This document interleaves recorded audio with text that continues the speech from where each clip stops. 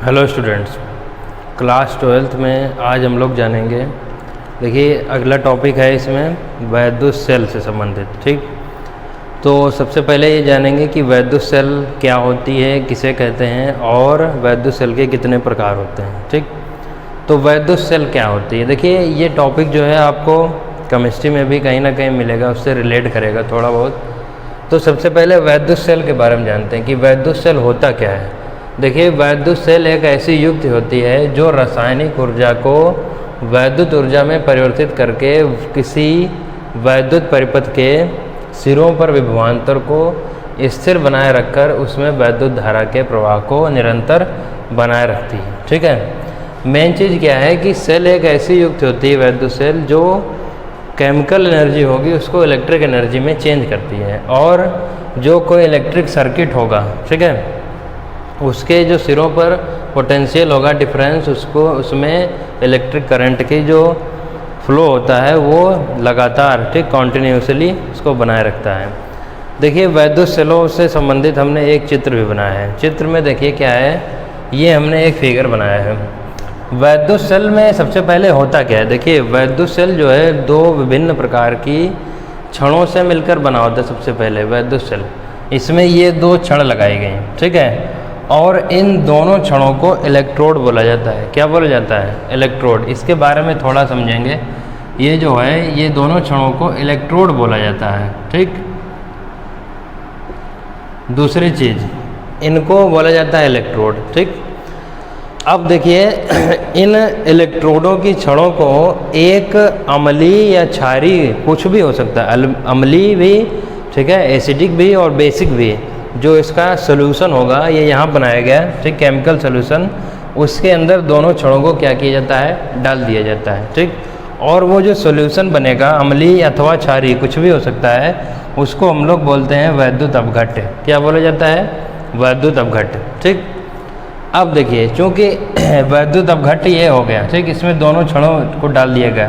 पहले ये इलेक्ट्रोड थी, ठीक, दूसरी चीज़ में ये की जाती है कि एक क्षण को दूसरे क्षण का संबंध किसी एक चालक तार से कर दिया जाता है। देखिए इसमें ये जो संबंध किया गया है ये एक चालक तार से, इसमें एक बीच में जो है ये कुंजी लगाएगी, ये बल्ब इसलिए लगाया जाता है यहाँ पर ताकि इसमें पता चल सके कि धारा का प्रवाह हो रहा है अथवा नहीं। ठीक, तो अब देखिए जब इसमें चालक तार लगाया जाता है तो इस पर क्या होता है कि एक इलेक्ट्रोड पर एक इलेक्ट्रोड जो होगा वो धनावेशित हो जाता है तथा दूसरा इलेक्ट्रोड जो होता है वो ऋणावेशित हो जाता है। ठीक, और जो धनावेशित इलेक्ट्रोड होता है उसको एनोड बोला जाता है। क्या बोला जाता है? एनोड।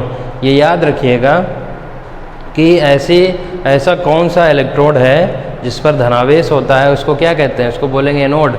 ठीक है, और जिस पर ऋणावेश होगा इलेक्ट्रोड पर वो क्या बोला जाता है? कैथोड। ठीक, अब देखिए यहाँ से चूँकि ये एक वैद्युत अपघट्य के अंदर दोनों ये छड़ें डाली गई थी, ठीक, और इसमें क्या है, ये तो एक रासायनिक सॉल्यूशन था। इसमें लिखा क्या गया? सेल एक ऐसी युक्ति है जो रासायनिक ऊर्जा को वैद्युत ऊर्जा में परिवर्तित करती है। ठीक है, तो इसमें क्या होगा, यहाँ से जो है केमिकल एनर्जी इधर से निकलेगी और देखिए ट्रांसफ़र किस में हो रही है? इलेक्ट्रिक में, इलेक्ट्रिक एनर्जी में इसको ट्रांसफ़र कर रहा है। ठीक है, इससे यहाँ से जो हमने वैद्युत अपघट्य था इससे ही तुम्हारे क्या बन रही है, इससे तुम्हारे पास केमिकल एनर्जी बन रही है जो किसको ट्रांसफ़र कर रहा है, किसमें? इलेक्ट्रिक एनर्जी अर्थात वैद्युत ऊर्जा में परिवर्तित कर रहा है। ठीक, बेसिक सी चीज़ जानी थी थोड़ी बहुत कि वैद्युत सेल के बारे में अगर आता है तो थोड़ा बहुत हम जान सकें। ठीक, लिखने को नहीं आता लेकिन जानना बहुत जरूरी। दूसरी चीज़ सेलों के प्रकार। ठीक, जो वैद्युत सेल होते हैं उनके प्रकार क्या होते हैं? देखिए सेल जो होते हैं वो दो प्रकार के होते हैं। कौन कौन से? एक प्राइमरी सेल होगा, एक सेकेंडरी सेल। ठीक, सेल के कितने प्रकार होते हैं? एक तो उसका प्राथमिक सेल और एक द्वितीयक सेल। देखते हैं कि प्राथमिक सेल और द्वितीयक सेल का कार्य क्या होता है। प्राइमरी सेल, देखिए प्राथमिक सेल में क्या होता है। देखिए प्राइमरी सेल एक ऐसा सेल होता है जिसमें एक प्रकार की इरिवर्सिबल अर्थात अनुत्क्रमणीय रासायनिक ऊर्जा को जो है प्राइमरी सेल जो होगी वो वैद्युत ऊर्जा में चेंज करती है। ठीक, इसमें इसका जो है मेन पॉइंट ये होता है कि इसमें जो है धीरे धीरे जो होगी रासायनिक ऊर्जा को जब यह प्राइमरी सेल वैद्युत ऊर्जा में कन्वर्ट करता है। ठीक है, तो इसमें क्या होता है, धीरे धीरे इसके जो वैद्युत अपघट्ट ये था, ठीक है, जो वैद्युत अपघट्ट होगा इसकी जो कार्य करने की क्षमता होती है वो धीरे धीरे कम हो जाती है। ठीक, जैसे आपने बैटरी देखा होगा, ठीक है, बैटरी में क्या होता है, धीरे धीरे जो है उसकी पावर समाप्त हो जाती है और एक ऐसा समय आता है कि जिसके बाद में वो बैटरी डेड हो जाती है। ठीक, अर्थात वो कार्य नहीं करेगी। तो जो प्राइमरी सेल होती है उसमें यही कि क्या होता है कि इसमें जो इरिवर्सिबल अर्थात अनुत्क्रमणीय रासायनिक ऊर्जा को वैद्युत ऊर्जा में चेंज करता, ये तो जो वैद्युत सेल है वो तो रासायनिक से वैद्युत ऊर्जा में चेंज करेगा, लेकिन इसमें क्या होता है, धीरे धीरे इसके जो वैद्युत अपघट्ट की होती है वो कार्य करने की क्षमता समाप्त हो जाती है, जिससे क्या होता है कि इन पर जो है कुछ समय बाद जो आवेश होगा वो समाप्त हो जाएगा और इनको पुनः संरक्षित करना बहुत ही मुश्किल होता है।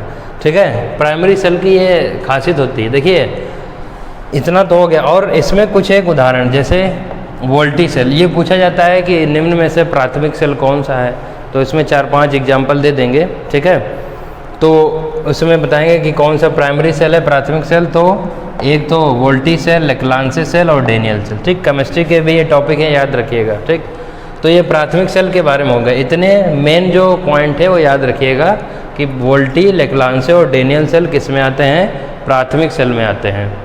द्वितीयक सेल में देखिए क्या होता है, द्वितीयक सेल में देखिए क्या होता है, मेन पॉइंट ये होगा कि जो प्राथमिक सेल होता है उसमें अनुत्क्रमणीय